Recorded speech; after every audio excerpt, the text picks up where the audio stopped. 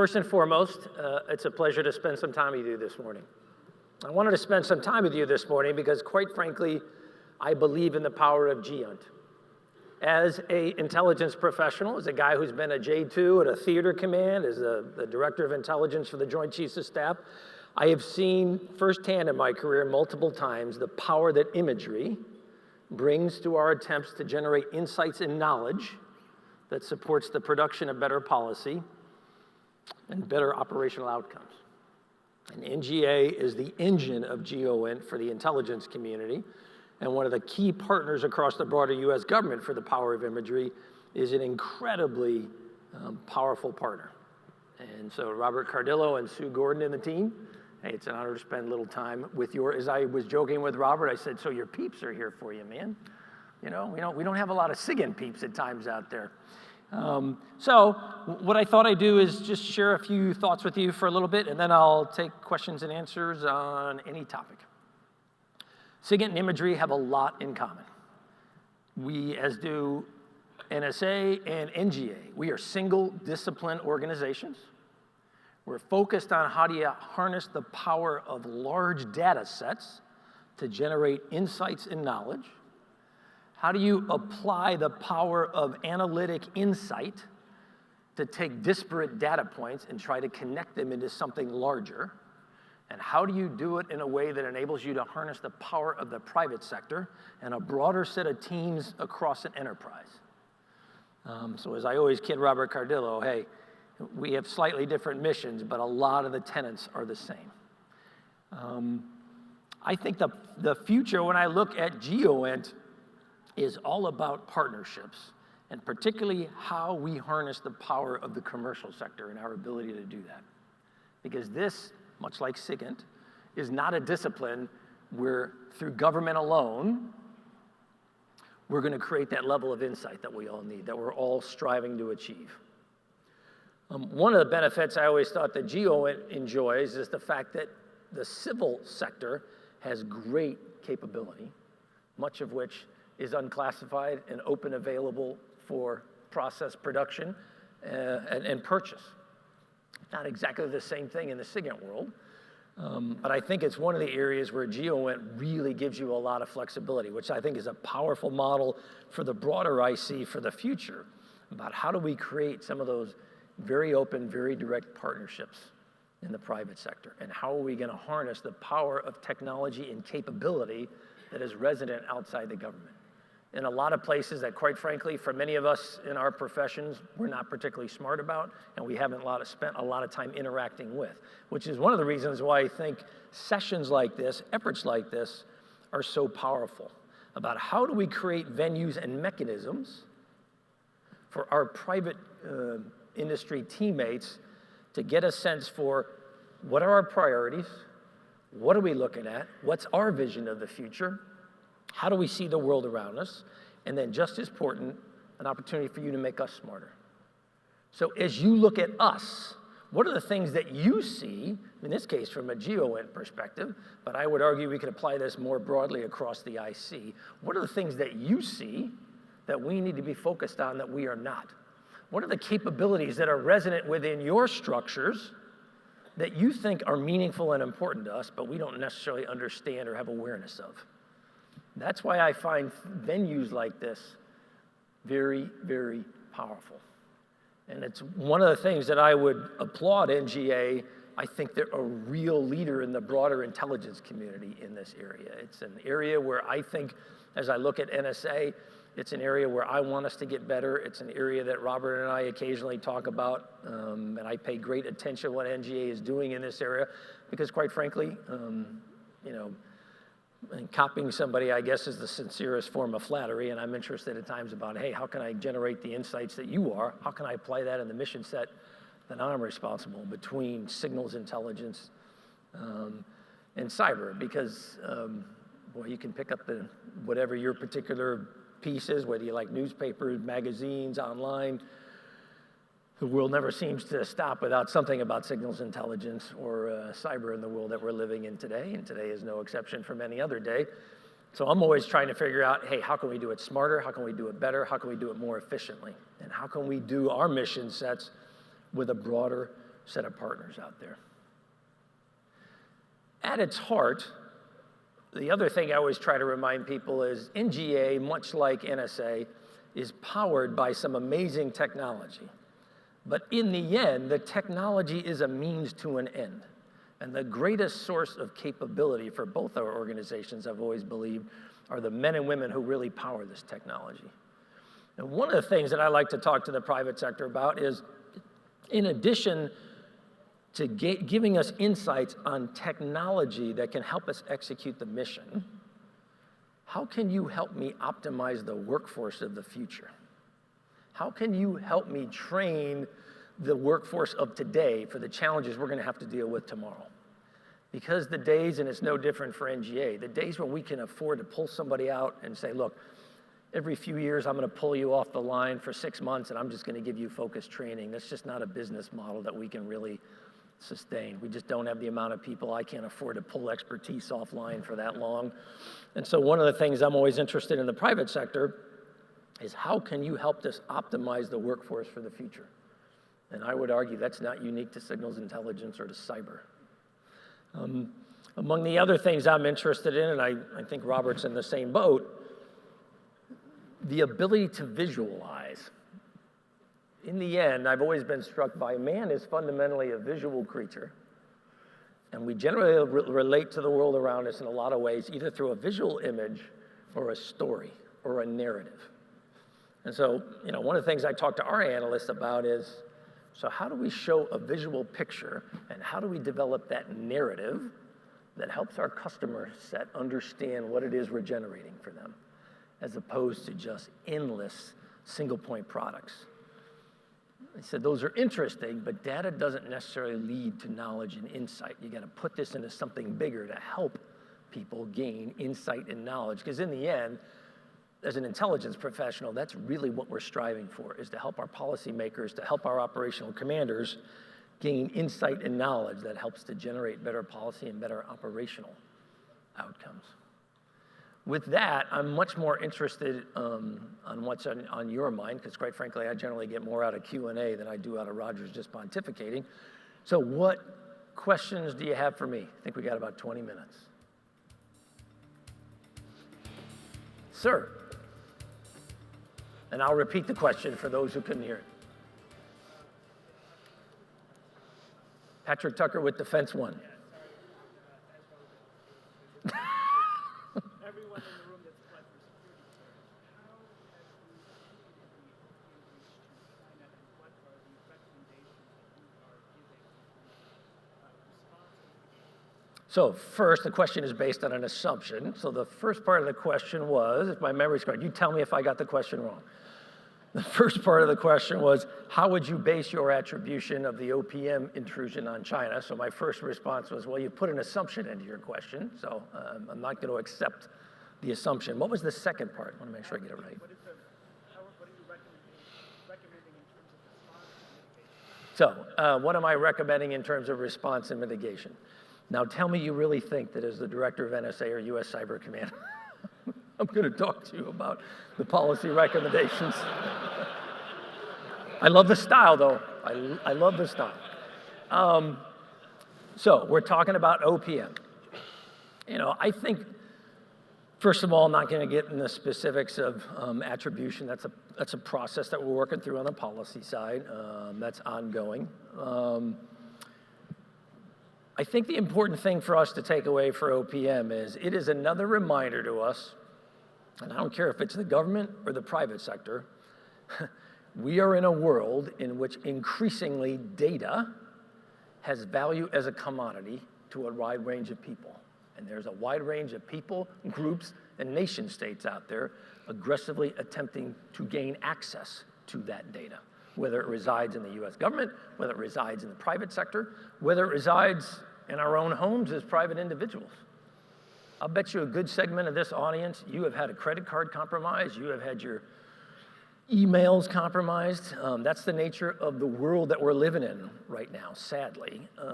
And so I think what we got to focus on is, so how do we change this dynamic? Because quite frankly, just continually responding to individual incidents, I don't think in the long run is going to get us where we need to be. I think there's broad recognition of that. And even as we work to increase the security of individual components, whether it be within the federal government, whether it be in the commercial sector, whether it be us as individuals, we're going to work through those broader policy issues. Emma Rogers, we got some questions coming in through social media. Okay, I'll kind of broker them if that's okay. go ahead. Maybe as a follow-on to the last question, the real challenge when one of these things happens, as you know, is attribution. And in the absence of attribution, it's hard to rule out that it might be the statutory responsibility of one of the players or another between NSA, FBI, Homeland Security, and so forth.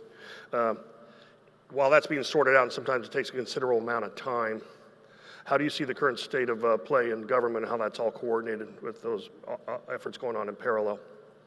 So attribution varies by the particular actor, if you will.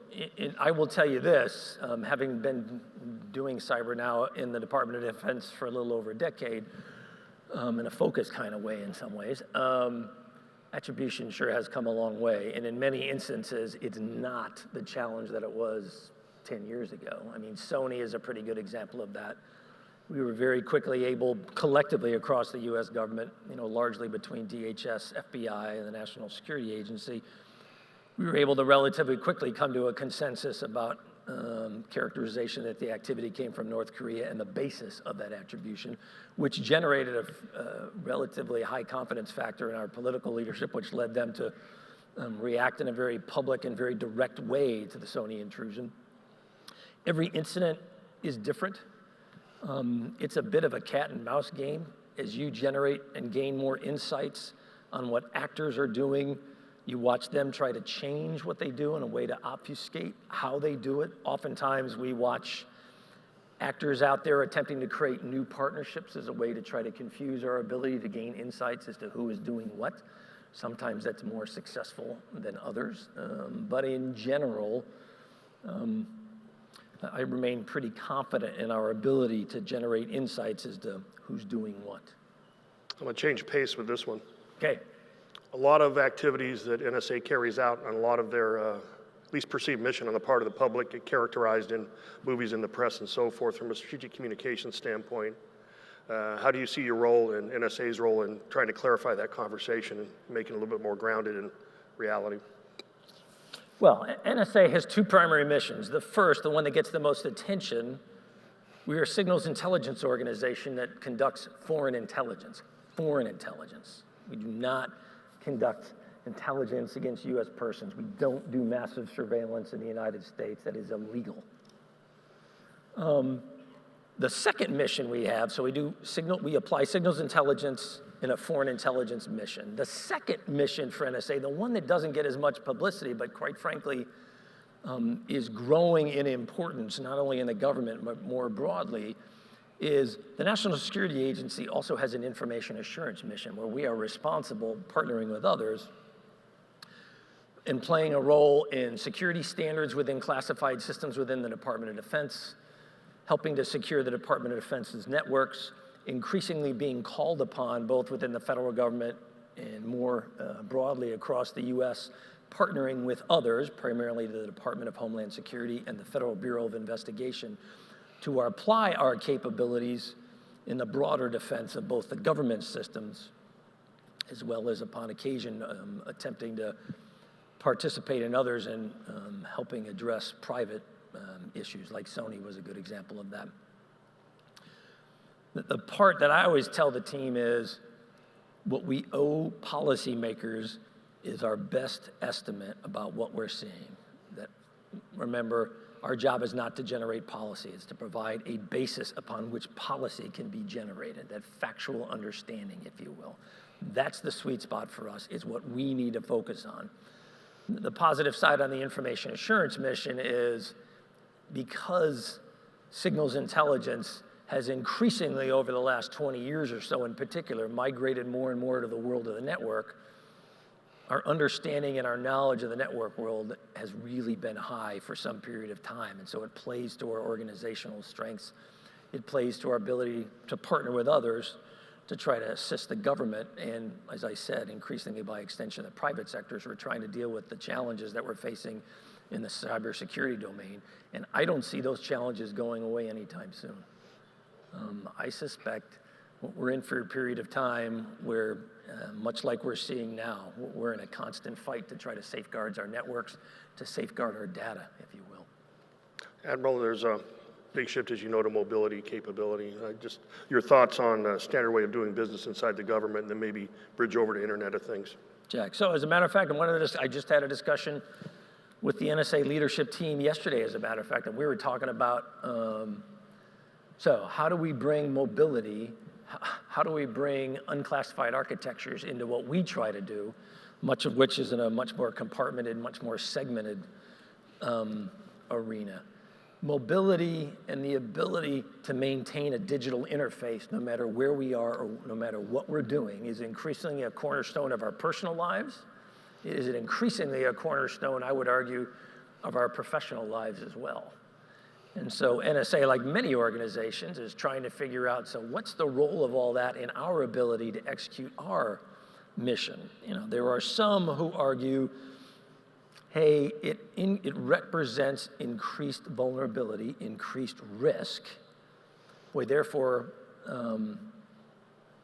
we ought to be very circumspect in how much we apply this technology. My viewpoint is we need to mitigate the risk to the maximum extent we can. We need to be very conscious of the risk. But on the other hand, we cannot turn our back on our ability to apply this to help us generate better mission outcomes. That the right answer to me is not, well, let's just not do wireless. Hey, let's not do mobile. That's a losing strategy to me. So what I tell the team is we need to do it both at NSA and more broadly across the IC in a way that acknowledges and recognizes the risk, that attempts to mitigate that risk to the maximum extent we can, so we're making smart trade-offs. And it won't be a one-size-fits-all. There's some areas where I'll be very comfortable and I say, yeah, let's do that. There'll be some areas where I'll say, the risk is just a little high. I really don't want us to get into that in that particular mission segment. Admiral, what's your view on the integration of human geography into SIGINT and cyber ops? I tell you, it's not, I'll expand this to not only SIGINT, but I'll also talk about cyber.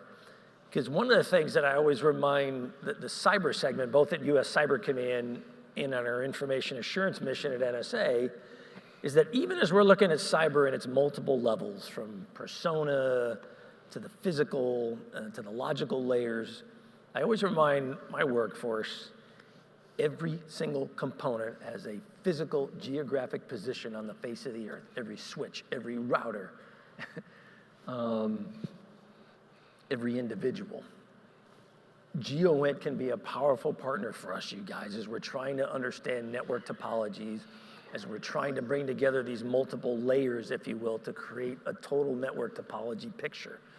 And I always remind, my workforce, it's got to be more than just showing decision makers, policy makers, and ourselves, hey, look at this great network schematic. I'm like, okay, let's look at the physical part of this. So show me where it is. Because there's lots of ways to try to understand things. And the image piece, again, I'm a big fan of, because as I told you early on, my experience is man is a very visual animal. And we often relate to the world around us very visually.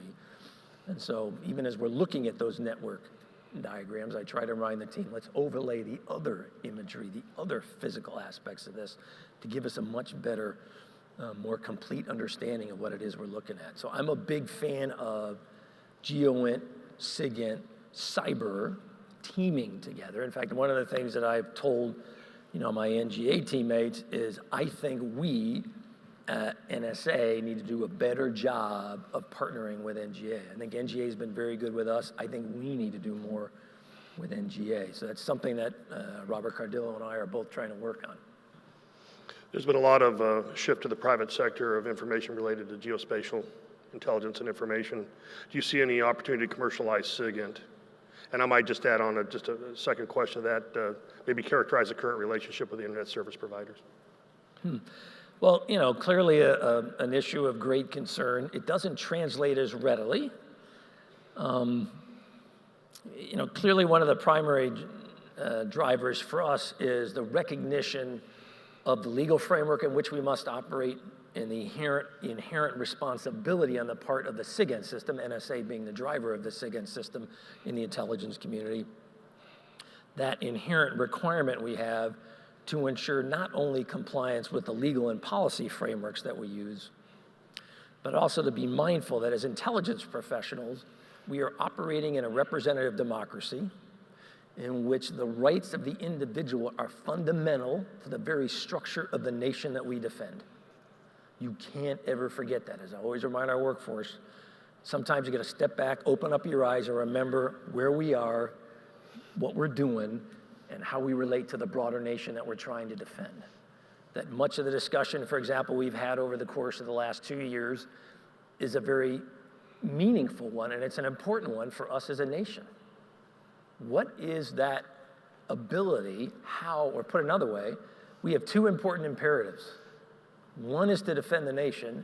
The other is to remember that the tenets of the nation that we defend are grounded on the idea that the government will not be used in a vehicle to override the rights of each and every one of us as individuals. Those are two incredibly important imperatives. They drive our very structure, our very focus as a nation. And our challenge on the SIGINT side is how do we meet the needs of both of those imperatives? Not one or the other, we gotta do both.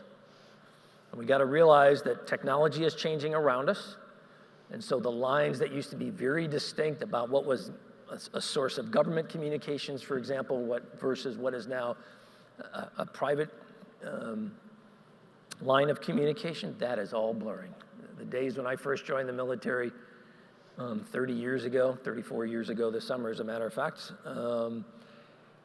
where we had very distinct military communications and very distinct civilian forms of communication, that is all blurring. At work today, to do our jobs, I use the exact same operating software that I use at home on my personal laptop when I'm on my personal email account, or I'm on Facebook, or I'm talking to my family, or I'm sending emails to my friends. And we're all out on the same communications highways these days. And so our challenge is we're trying to figure out, we're all on this same superhighway of information, and we're trying to figure out, so what are the right cars to pay attention to on that highway? What are the right cars to stop? And the answer can't be, well, you just monitor every single car on the highway. That is a losing strategy. It not only is unworkable in the long run in my mind, but it goes against the very tenets that we have as a nation. So we have got to find a way to a balance to meet both of these imperatives. And so when we talk about the private sector, I apologize, Tad, but to bring it back to your original question. So when I ask myself, what's the role of the private sector? When it comes to the collection of signals intelligence, this is an area that I'm still leery about. That there's very, very specific defined legal and policy loads here, and I want to make sure we stay within that legal and policy framework. I mean, we get into this, for example, when we're talking about, so what's the role of open source information within the broader intelligence community? We continue to have that kind of discussion within the broader IC. Hey, well, it's out in the public. There's no reasonable expectation of privacy. Does that mean that the individuals that are posting this information, hey, they don't care who gets it? You know, we're trying to work our way through that because we're mindful of this broader set of imperatives we got to meet. Admiral, we had a question related to your comment about visualization of data earlier on. I'll read it because it's an interesting comment. It has been said that GEOINT removes the cataract from SIGINT.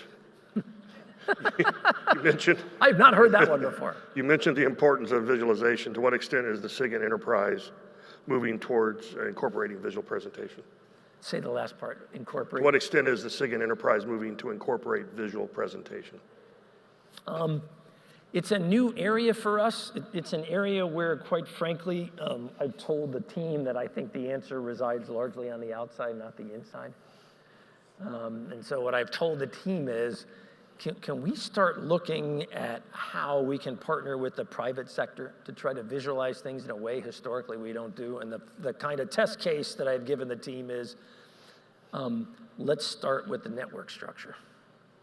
The reason I say that, if I put on my US Cyber Command hat, as a naval professional, I have always been used to, in my career, the idea of I can walk into a nice dark space with a lot of displays that enable me, through a geographic picture that uses symbols, colors, topology, overlays geography, I can pretty quickly assimilate a tactical picture in a maritime environment. Who's who? Are they good, bad, friendly, unknown? What kind of activity is ongoing? Where is it happening? Where are my resources? I've always been able to, and it's just the nature of the maritime environment, we spend a lot of time developing display capability that enables us to very quickly integrate a tactical picture to facilitate prioritization of resources and to help you start making decisions relatively quickly. And I've been struck by, that's what we got to get to in the network world, and we are not there yet. I don't have that kind of equivalent in a comprehensive way that I think we really need.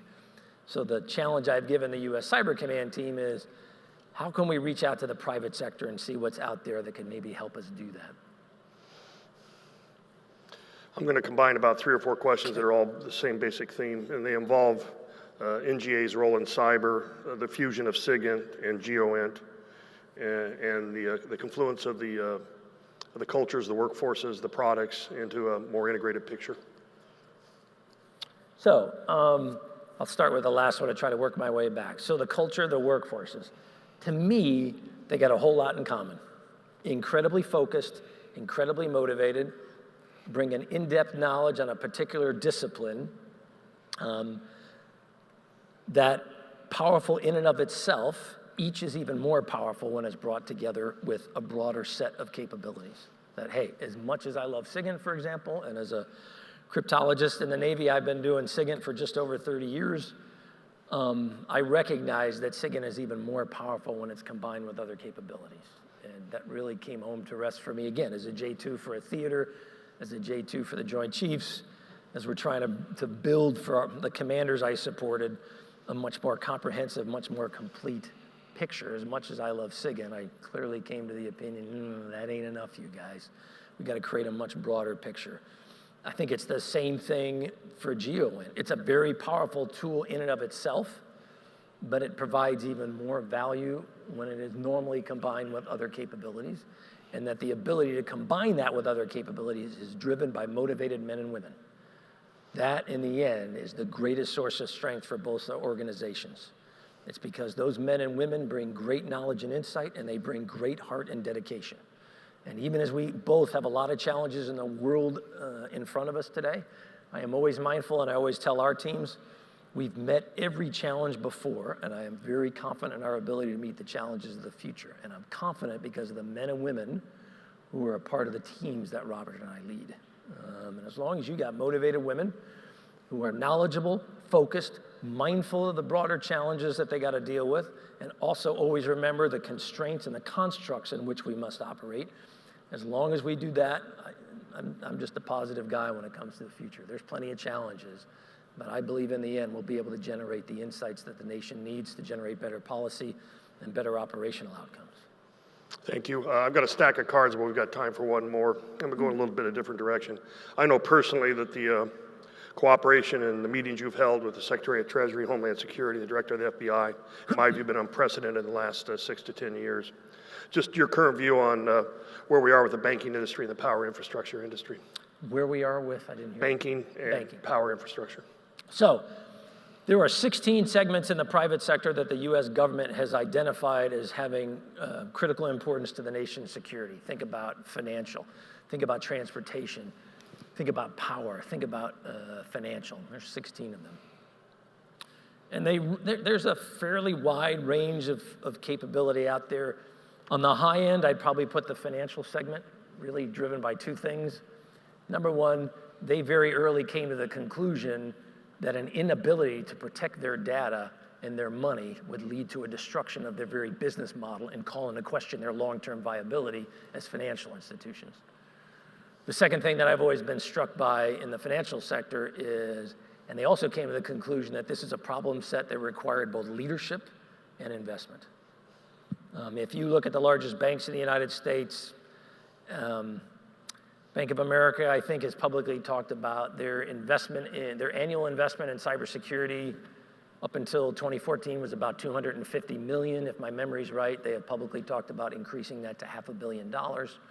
So they have been willing to put money and resources behind the problem set. Now, one of the challenges is that's great when you're really large.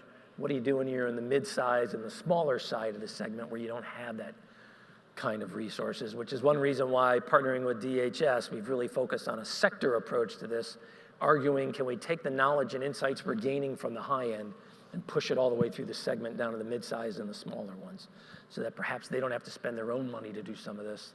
We can use others and then push the benefits down. You know, clearly much discussion about power. I've been very public in talking about I am concerned if I put on my NSA hat as well as US Cyber Command.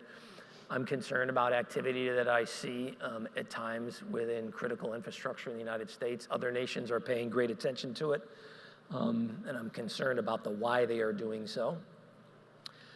One of the lessons I think of the last couple months is again, as I mentioned previously, data increasingly is perceived as having a value in and of itself. And where we saw initially many nations and groups tend to target finished intellectual property, research and development work, you're now seeing that continue, but then this new morphing kind of the idea of, well, not only that is of value, but large data sets. Because of the power of big data analytics, you can do so much more these days with data than you could 5, 10 years ago.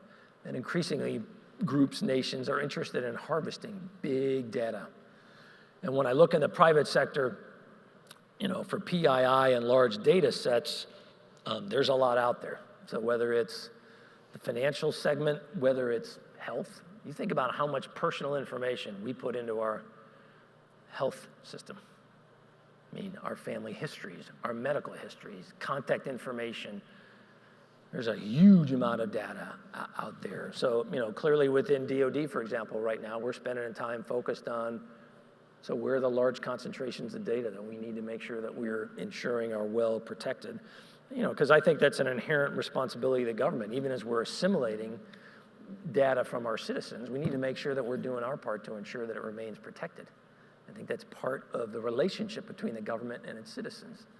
And so we acknowledge that there's a requirement on our part, both within the Department of Defense as well as more broadly across the US government, to protect the data that our citizens are sharing with us and providing us. With that, I just thank you all very, very much for your time and for your commitment to GEOINT and your willingness to spend some time together, you know, trying to educate us, even as we want to be open to what you can do to help us. Thanks very much. Thank you for the conversation. Thanks, Dan.